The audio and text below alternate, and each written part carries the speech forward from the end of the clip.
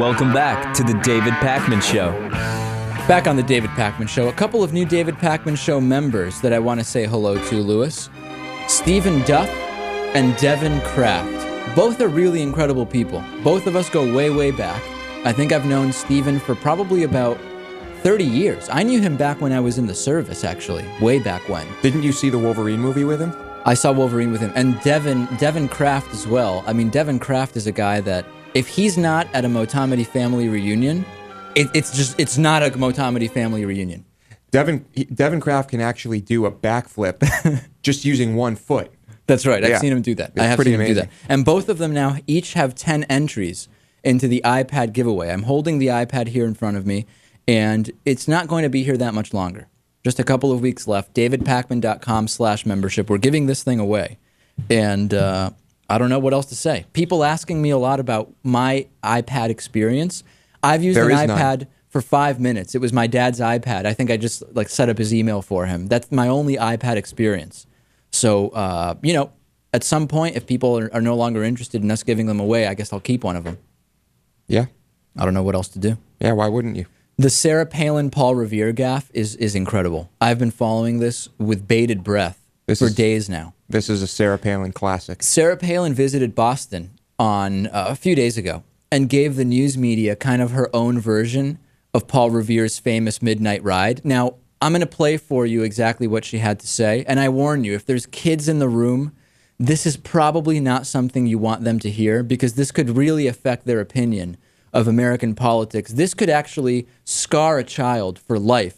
It could turn them into Louis Motomedy and have them never vote as a result. So I'm just warning you ahead of time, the way Bill O'Reilly does when he shows anything that would be remotely concerning to a religious conservative, and he says you might want to get the kids out of the room. I'm warning you, you might want to get the kids out of the room because a Fox News contributor made an absurd claim about Paul Revere. Here we go. Are you ready for this, Lewis? I'm ready, yeah. In the North End, she brought her tour of American historic sites to Boston's Freedom Trail. At Paul Revere's house, though, she had a little trouble with the history of Revere's midnight ride. He who warned the British that they weren't going to be taking away our arms by ringing those bells and making sure as he's riding his horse through town to send those warning shots and bells that we were going to be secure and we were going to be free. Yeah. So if you're confused, if that doesn't sync up with the History Channel's version of what happened, then you're not alone. Sarah Palin really just does not seem to know anything. I really wish you would stay out of Massachusetts. Yeah, no, that would be good. That would really be good. You know, it's if weird. Only there was some way to enforce that.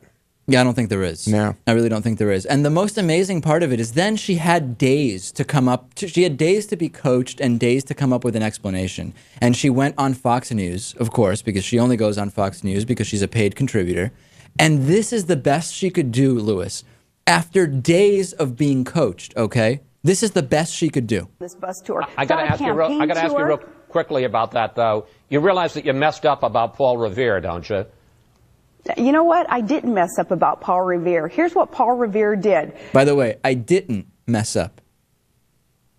All right. He warned the Americans that the British were coming, and they were going to try to take our arms, so we got to make sure that we were protecting ourselves and shoring up all of our ammunitions and our firearms so that they couldn't take it. But remember that the British had already been there, many soldiers, for 7 years in that area. And part of Paul Revere's ride, and it wasn't just one ride, he was a courier, he was a messenger.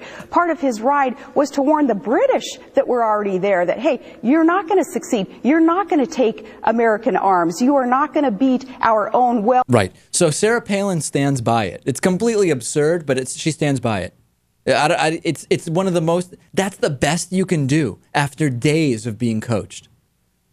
She could have just said I was really tired. It's gotcha journalism, though. Asking an incredibly basic question about something she's doing right then and there within minutes that she doesn't know the answer to, it's gotcha journalism. But it's great that even on Fox News, it was brought up. I guess. I mean, come on, you have to admit that's It was brought up, you're right. I'd give Fox News credit for asking her about making a fool out of herself. She just seems to have everything completely backwards. I mean, what's next? She's going to, at her next stop, she said, Lewis, that a cherry tree once chopped down George Washington, and then actually the tree told the truth about it instead of lying. That's what she thinks happened. Next, she's going to say it was Reagan who went to Berlin to warn the Germans not to bomb Pearl Harbor. I mean, it's just everything's backwards. And I really thought, honestly, this reflects very poorly on John McCain. Because where I live, Lewis, and it's a battle to get my neighbors to do this, but you're supposed to clean up after your dog. And, you know, you bring along the plastic bag, the pooper scooper, you pick up the mess that you've left behind. John McCain has not picked up the mess that he has left behind from the 2008 election. Nobody can pick up this mess. It's huge. We're scooping up this Sarah Palin stuff for years now. We're cleaning up after the mess John McCain it would probably take a workforce of like 2 million people to clean up the poop that Palin has left all over this country. It would solve the unemployment crisis.